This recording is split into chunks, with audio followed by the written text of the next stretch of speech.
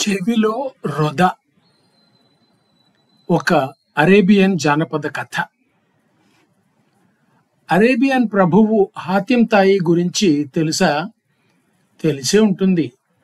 అందరికీ తెలిసిన అతనికి పుట్టెడు చెవుడు ఉండేదని తెలుసా? ఉండేదో లేదో కానీ కనీసం ప్రజలంతా ఉందని అనుకున్నారు. ఇక ఒకనాటి ఉదయాన ఒక పురుగు జుమ్మంటూ ఎగురుతున్నది.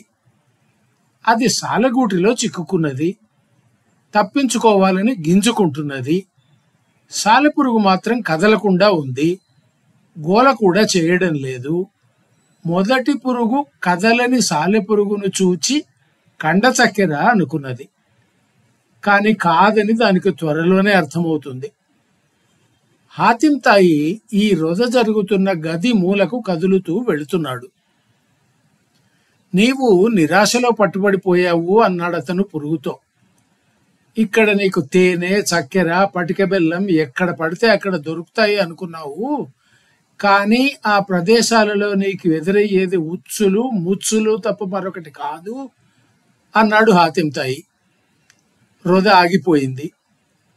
సాలెపురుగు చిక్కిన పురుగును బొక్కేసింది. కాని హాతిం ప్రభు, పురుగు రథ నీకు ఎలాగ వినిపించింది? చెవులు బాగున్నా నాకే వినిపించలేదు. అందరూ తమరు చెవిటివారని అంటుంటారు. ఏమిటి సంగతి? పక్కన నిలబడి పరిశీలిస్తున్న పెద్ద మనిషి ఒక అతను అనుమానం లేకుండా అడిగేశాడు. భలే తెలివిగలవాడు అయ్యా, పట్టేశావు. ఇక నా చెవుడు గురించి నీకు చెప్పక తప్పదు. చెబుతా విను. ఎప్పుడు చూచినా ఏదో ఒక కారణంగా నా చుట్టూ భజన పరులు చేరుకుంటారు. వాళ్ళు నా లోపాలను నాకు కనిపించకుండా కప్పి పెడతారు. నా చెవుల్లో భజన మాత్రమే వినిపించే ఏర్పాటు చేస్తారు. నన్ను చెట్టెక్కిస్తారు. వాళ్ళ మాటలు వినక నాకు కుదరదు. ఇంకేముంది, నాకు గర్వం పెరుగుతుంది.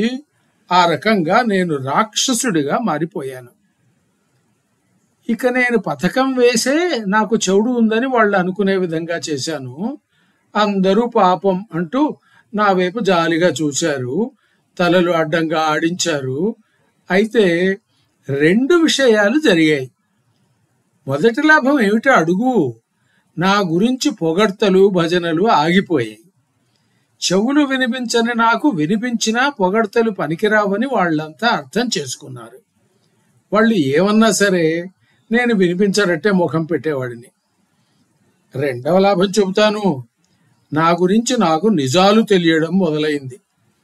నాకు వినిపించదు అని అర్థమైంది కనుక వాళ్ళంతా నేను ఉండగానే నా మంచి చెడులను గురించి ఎంచడం మొదలుపెట్టారు. నా తప్పిదాలను కూడా చెప్పసాగారు. అందరి ముందు నన్ను చిందరవందర చెయ్యడం కొంతవరకు బాధగానే తోచింది. కానీ సంగతి తెలిసి నాకు త్వరలోనే గర్వం అడుగంటింది. పొగరు మరింత పెరగకుండా చూడడానికి అవకాశం దొరికింది అన్నాడు హాతిం తాయి.